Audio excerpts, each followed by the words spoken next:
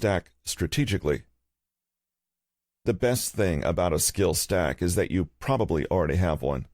You just haven't thought about it yet, let alone been able to recognize or discuss it.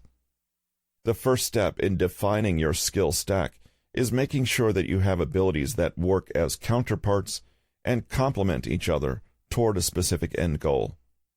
For example, it's easy to see how writing, public speaking, and acting can create a valid triple threat. Being a competent chef, a smart business person, and a capable communicator can be all you need to open a successful restaurant. Conversely, being a good public speaker, a decent guitarist, and a good chef might only make you a better-than-average waiter and not bring you toward your desired end goal of owning a restaurant. And being able to type, tap dance, and shell peanuts effectively? Well, some doors may just not be open for you, except maybe circus administration. The skills you stack can't be too random. They should be 3 or 4 skills in related or compatible fields. If you can master those interconnected skill sets, your value could skyrocket far greater than if you just stuck with what you're naturally good at doing. To get to the core of your skill stack, do some relatively simple self-evaluation by asking yourself these questions. What industry are you in or do you want to be in? Easy enough. What's your current work situation and or the work situation you dream about? In that industry, in which areas of skill do people compete against each other? What does everybody in that field of interest absolutely have to do on a basic level? What will get them in the door?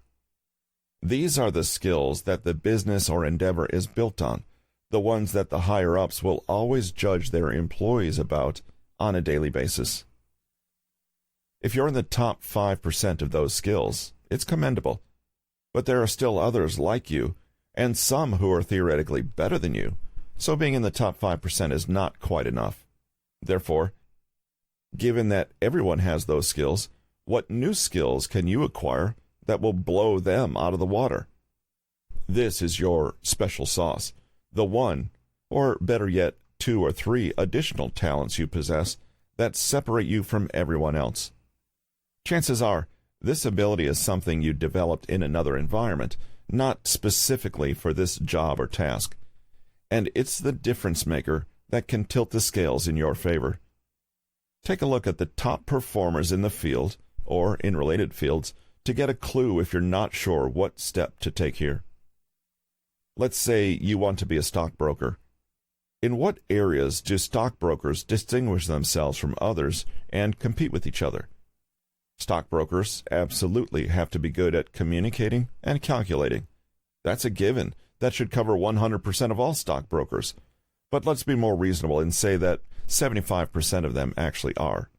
Obviously, that's nowhere close enough to swing hiring decisions your way. So what new skills can you learn that would separate you from the others? Since the global economy is super connected, a stockbroker could accentuate their portfolio, pun intended, by learning a foreign language of another economic superpower like China or Germany. Some studies say 50% of all the world's population is bilingual. That sounds a little high to me, but let's say it's true. You'll distinguish yourself from at least half of the other stockbrokers by being able to speak a different language, and each new language you learn will chip away at that percentile even more. Let's say one additional language puts you in the top 20% of all stockbrokers. Furthermore, since biotech is one of the most watched categories on the stock market, a stockbroker with a deeper knowledge of medicine, the human body, and recuperation practice might be a keener analyst of new and prospective technologies. If you know a lot about medicine, or have a background in first aid administration or light medical assistance, you could have another advantage over the other bilingual stockbrokers. You're not a master of all these trades, but with some hard work and practice, it's easy enough to get into the top 10 to 15%, and that's enough to make you more flexible and marketable to someone else. In this age, versatility is more important than limited execution. You've exponentially multiplied your bankability as a stockbroker just by listening to some audio tapes of German or Chinese every week, and reading a few articles a week on breaking news in biotech companies. Not a bad return on investment, but that's just the thing. Constructing and increasing your skill stack can be deceptively easy. Switching to something that's probably more fun and less stressful, let's consider painting. Close to 100% of all painters, Jackson Pollock-esque spilling paint types accepted, have to know how to sketch a given subject. They all should need to know how to work with various mediums and paint types, even if they end up specializing in only one or two. For the sake of this example, let's say only 90% of them can work in multiple mediums. Some artists only paint portraits or still lifes that are conveniently positioned right in front of them as they paint. But someone who has a well-developed photographic, or at least highly dependable memory, can paint almost anything and anywhere they want, and they might be more prolific in the process. That's a skill that can be honed over time and practice. Finally, someone with a background in mythology, theology, or philosophy might have a grasp on certain symbols that they can incorporate into their work to give it added meaning or tension.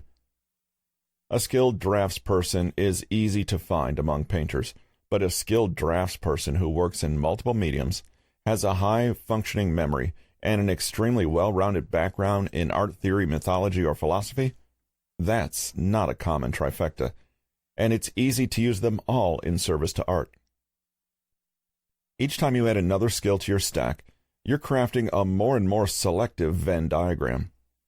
Nobody knows your abilities better than you, but creating a synergy around your diverse skills is something that might have eluded you.